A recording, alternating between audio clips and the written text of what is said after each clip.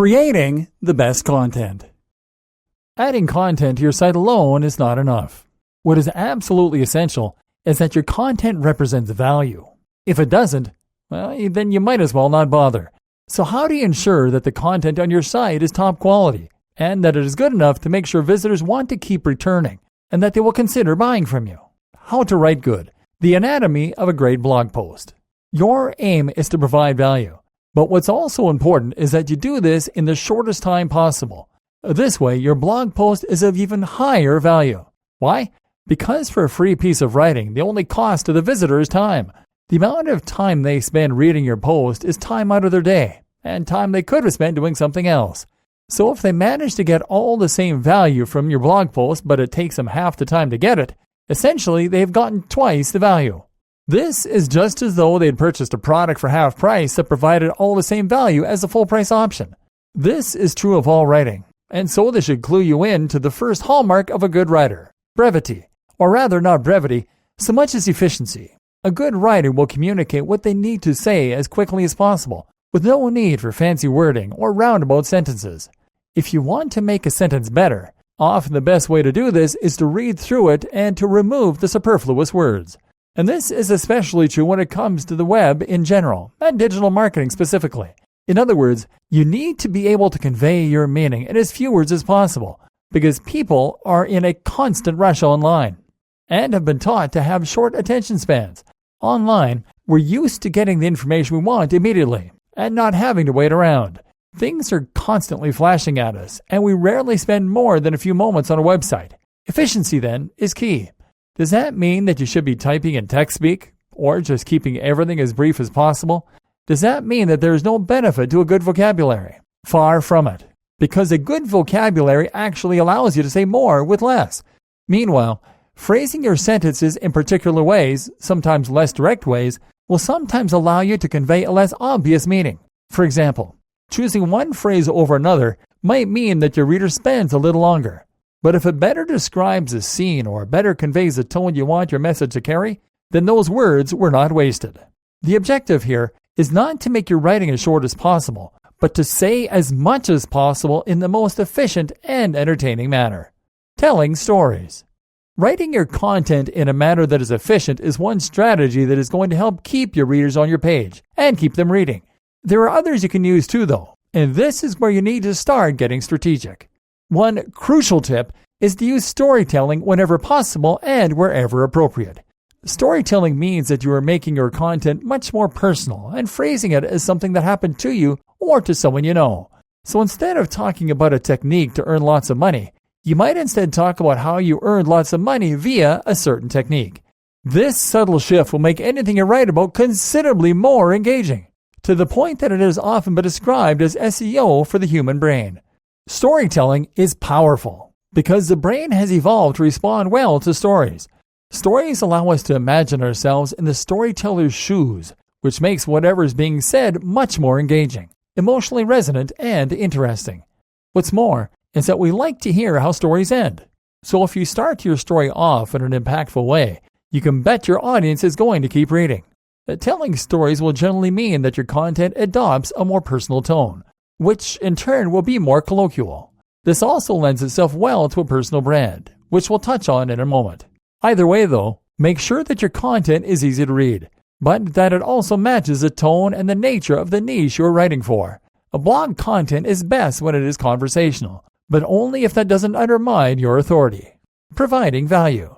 We've already discussed the importance of providing value, but let's just ram this idea home a little further. If you're going to create any kind of blog post, YouTube video, or infographic, then it needs to offer some form of value. Otherwise, you are just wasting everyone's time. So what does providing value really mean? Usually, this means that you will be offering information, entertainment, news, or education. Whatever the case, it is critical that you do this in a way that is creative and that offers something unique. This is a key word, and this is the thing that many bloggers and SEOs forget.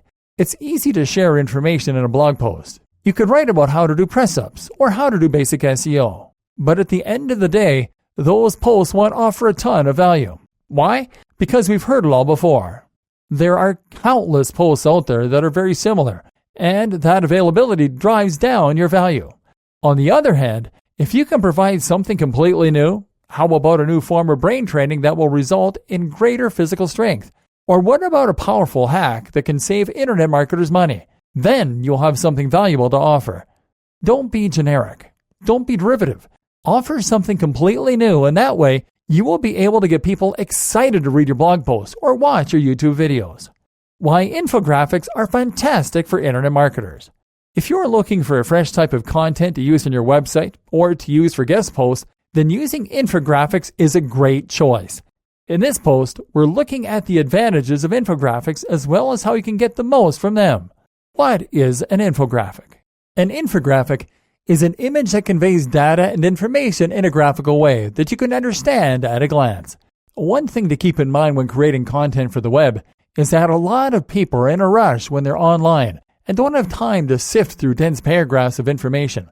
An infographic is the perfect antidote to this reality then, as it lets people very quickly get the gist of what you're trying to convey at a glance.